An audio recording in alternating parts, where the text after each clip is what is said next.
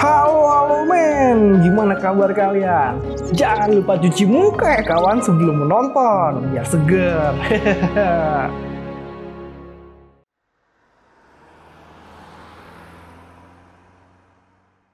Kali ini Melodi Cerita akan melanjutkan pembahasan dari episode Wukong di masa lalu sebelumnya.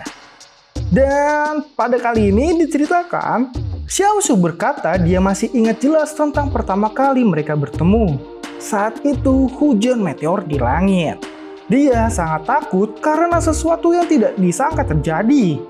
Monster gajah adalah dewa yang selalu dilayani oleh sukunya. Tapi mereka menyerang secara tiba-tiba.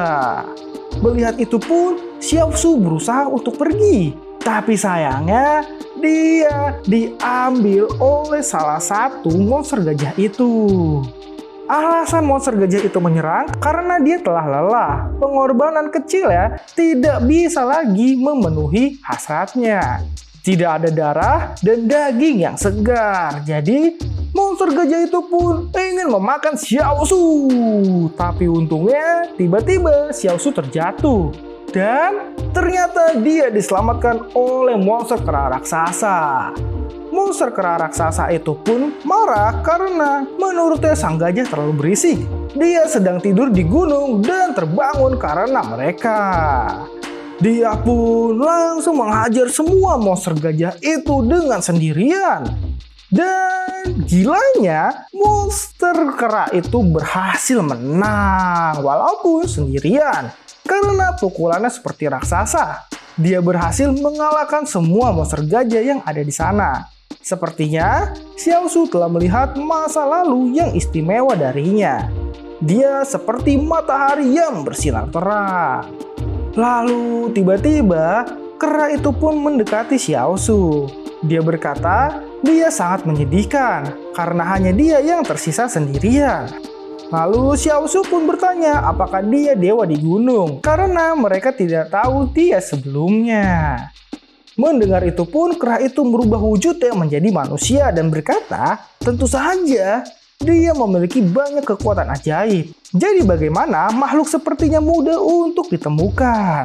Tapi sesekali dia melirik kegiatan manusia di bawah gunung dan dia mengenali namanya adalah Xiaosu. Lalu dia pun melompat ke sana kemari dari satu pohon ke pohon yang lain. Dia mengambil pisang yang ada di sana. Dia berkata, tongkat kuning itu sangatlah lezat. Dia tidak mengerti kalau itu namanya pisang. Dia juga mengambilkan beberapa pisang untuk Xiaosu. Dan Wukong juga bertanya, apakah dia memiliki teman manusia yang lainnya. Dan Xiaosu pun berkata dia tidak mengerti karena serangan itu datang terlalu tiba-tiba dan semua orang berlari menyelamatkan diri. Monster gajah biasanya sangat baik dan hanya memakan korban yang mereka korbankan. Tapi tidak disangka, tiba-tiba dia menyerang semuanya. Dan hanya dia satu-satunya yang tersisa nampaknya. Xiaosu pun menangis, tapi Wukong memintanya untuk jangan menangis. Dia meminta untuk melupakan monster gajah itu karena mulai sekarang Xiaosu mengabdi padanya. Dia akan menjadi dewa pelindung dari Xiaosu. Dia pun juga akan menemukan teman-teman Xiaosu yang menghilang. Dengan begitu pun, Wukong membangun sebuah tempat tinggal yang dia letakkan di tubuhnya untuk Xiaosu. Mulai saat itu pun, Xiaosu tinggal di sana bersama monster kera Wukong itu. Dia rasa Wukong telah hidup sendiri dan terisolasi dari dunia dan belum berhubungan dengan orang lain. Xiaosu mengatakan banyak hal padanya termasuk tentang aturan jalur monster. Tapi begitu dia tahu, dia jadi tertarik untuk menantang monster lainnya. Akhirnya, perjalanan mereka pun melewati sebuah jembatan dan bertemu 3 monster batu di depannya.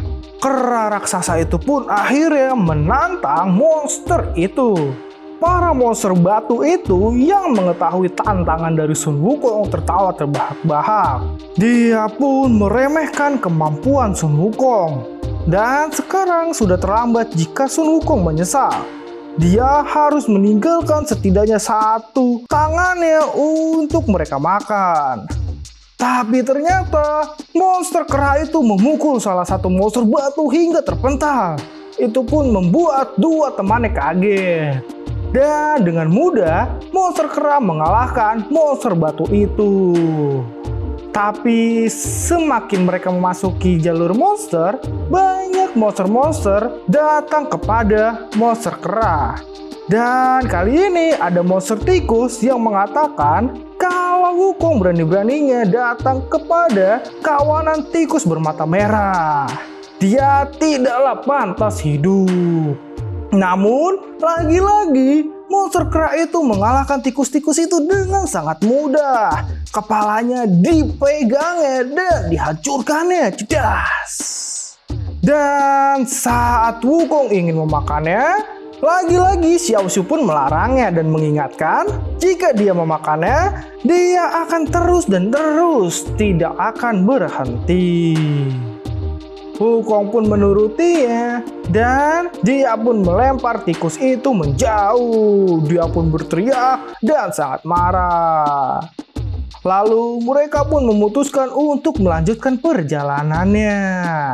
Dia hanyalah memakan pisang saja mulai hari itu. Mereka berpetualang bersama dan Wukong datang di waktu yang sangat tepat. Dia pribadi yang tulus dan riang. Dia sangat kuat dan juga hebat. Dan jika mereka terus bersama, Xiao Shu akan mencoba untuk benar-benar mengubahnya. Namun, cerita pun dibawa ke saat monster kelabang menusuk dada dari Sun Wukong. Kali ini monster itu berkata, dia sangat ingin menyedot darah dari Sun Wukong. Tapi Wukong terlihat santai saja walaupun dadanya sudah tertembus. Dia pun mematahkan sungut itu dan langsung menusukkannya ke mata dari siluman kelabang. Dia juga memukul siluman kelabang itu dengan tinju roh raksasanya dan jedar. Siluman itu pun terjatuh dan dampaknya sangatlah mengerikan. Kali ini Wukong juga merobek tubuh dari siluman kelabang itu. Melihat itu pun iblis-iblis yang lain kaget karena Wukong sangatlah kuat. Bahkan iblis banteng pun berkata dia belum pernah melihat level yang setinggi ini selama ini. Kali ini Wukong benar-benar sangat marah dan tanpa sengaja dia menggigit leher dari siluman kelabang yang dia kalahkan. Tapi Xiao Shu pun berteriak jangan. Dan dia pun akhirnya menghentikannya dan lagi-lagi dia melemparkannya. Siluman itu pun terluka parah dan dia pun mengenai pohon-pohon dan pohon-pohon itu pun patah dibuatnya. Kali ini giliran sang kaisar tengkorak putih yang turun tangan. Dia berkata, sifatnya sangatlah buruk. Keras, sangatlah licik dan merepotkan. Tidak pernah berhenti bikin kacau semuanya. Dia sangat membenci monyet. Dan kali ini dia akan membunuhnya dengan pedang iblisnya. Dan cedas. Dia pun melancarkan serangannya dan ditangkis oleh tangan Sun Wukong. Nampaknya Wukong kebal dari serangan senjata dan dia pun meledek kaisar tengkorak putih itu kalau mungkin istrinya kabur dengan monyet. Emang kampret ini monyet ini, aduh. Dan mendengar itu pun sang kaisar tengkorak putih marah. Dia menebas tubuh Sun Wukong berulang-ulang kali. Wukong pun berhasil menghindarinya. Dia pun berkata nampaknya monster yang ditemui di sini agak pantas untuk dihajar. Dan dia pun menanyakan namanya. Kaisar itu pun memberitahukan namanya. Sebelum Wukong mati, dia harus mengingat kalau dia adalah kaisar dunia bawah. Semua makhluk di alam bawah akan sujud kepadanya sebelum dan sesudah kematian. Sekarang akan dia biarkan Wukong melihat bahwa dia ini akan membunuhnya. Dan dia pun mengeluarkan kekuatannya, yaitu energi mayat 1000 tahunnya. Wukong tidak akan bisa melarikan diri menurutnya. Serangan itu benar-benar sangat dahsyat. Kemampuannya benar-benar tidak bisa diremehkan. Dan dia pun meluncur ke arah Wukong untuk menyerangnya. Tapi Wukong pun marah dan berkata siapa yang takut padanya. Itu hanya tumpukan tulang mati dan gas beracun. Tapi tubuh Wukong perlahan-lahan berubah menjadi tengkorak.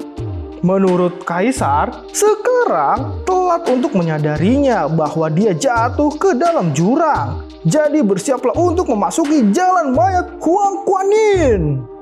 Dan Wukong pun mengeluarkan kekuatan apinya untuk membakar racun-racun itu. Dan kekuatan hebatnya pun muncul. Kekuatannya benar-benar mampu menandingi sang Kaisar Tengkorak Putih. Dia pun meluncur dengan apinya ke arah sang Kaisar. Dia datang dengan sangat cepat dan menyundul kepala Kaisar hingga retak. Kali ini Wukong pun ditangkap oleh satu tangan yang sangat besar. Itu adalah milik dari Buddha tua. Dia berkata pada Wukong, monyet itu sangatlah sombong. Apakah dia menganggap monster di jalur ini bukan apa-apa? Jadi dia harus berurusan dengannya secara pribadi. Namun sayangnya cerita di chapter ini selesai kawan. Menurut kalian bagaimana nih keseruan pertempuran mereka? Saksikan di video selanjutnya ya. Dan jangan lupa untuk share, subscribe, dan like jika kalian suka. Dan dislike jika kalian tidak suka. Jangan lupa juga untuk cuci muka ya kawan sekali lagi. Dan sampai jumpa.